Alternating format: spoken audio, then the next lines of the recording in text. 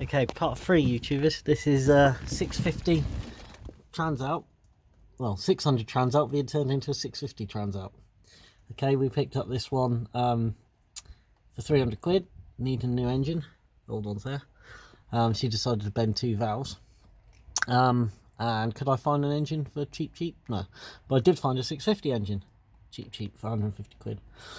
So we're getting ready to start her up now. I've had a few issues trying to decipher wiring because I didn't take this one apart. So obviously here's one of the wires for the fan. Now there is a difference in the colour scheme of the neutral switch, but the wires are the same colours, so that's okay. So that's your neutral switch that comes out the casing down there with your clutches. Okay, so there's your neutral switch. We've got the exhaust still to do. We've got a sensor I've just got to put on for the coolant down there, but I'll put some slip on that. Nothing's in too tight at the minute. Carb's pretty hard to do. Easiest thing to do, get your girlfriend's hair dryer and heat up these. I lag them in Vaseline as well, so heat up these rubber gaiters. All right, lag them in with Vaseline and just put a hairdryer on them. Okay, you'll never get them in with them cold. Well, you might do, but it's highly unlikely. And then just push them in. We're not far off, you know. There is a few differences in plumbing. The pipe work underneath here, that's a different pipe for the water pump assembly, which should then go off to a Y and join onto the bottom of the radiators. So there's an issue there. Now there's your Y piece, and obviously that hole is not going to be the same as that hole. So I'm gonna sheath it and just extend it. So get a bigger pipe and extend it with a smaller one. Now the pickup, obviously I'm tempted to change the pickup in there for when the spark happens, but I don't know if they've changed anything with when the spark is. So what I'm tempted to do first is try and run it with the old pickups. Now the wire needs to go in here, but the main difference between the pickup on the old engine and the pickup on the new engine is about 8 inches of wiring. So what I've done, before I go cutting into this and extending it if I have to, which isn't a biggie, if I can get it running first, then I will do. So I've just disconnected the rectifier there, disconnected the rectifier, and now I'm going to see if she fires up in a minute. Again, this thing I've got to do, she is coming on slowly, but it's a bit difficult because it keeps pissing down the rain, so I'll keep on running. I've got to find a toolkit tool to get the plug in, because that plug's loose. Maybe need some pictures on pipe work for the air cooler, the air filter, air cooler, Christ, it's not that posh. I've got a couple of breathers here that I need to find places for.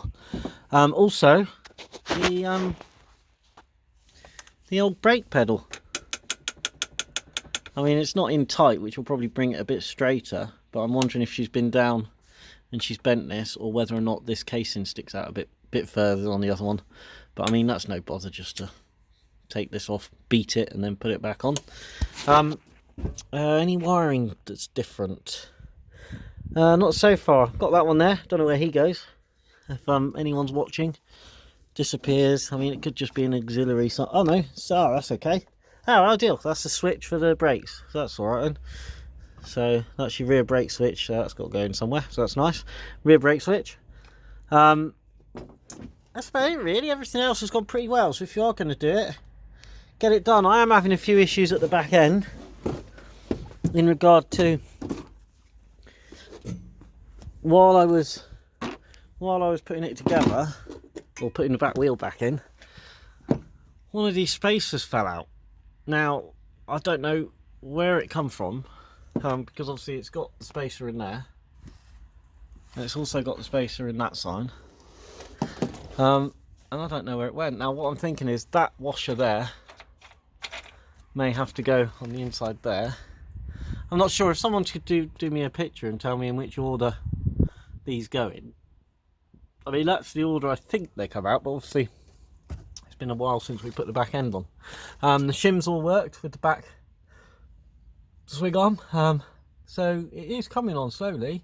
I'm going to put some oil in it, and I'm going to see if it'll fire up in a minute. If I could get you guys to do it while I'm here. I have just put on the expansion tank, I've just put some pen on there and cleaned it all before it went in there. You've got the temperature sensor, pressure sensor, oil pressure sensor. They obviously come up and plug in. I think I plugged them in. Let's have a goosey gander. That one goes there, that's the stretched one. Yeah, they dig in and come round and they go in there.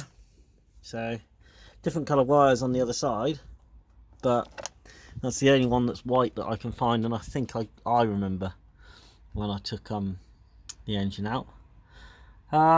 Clutch is all on, throttle cables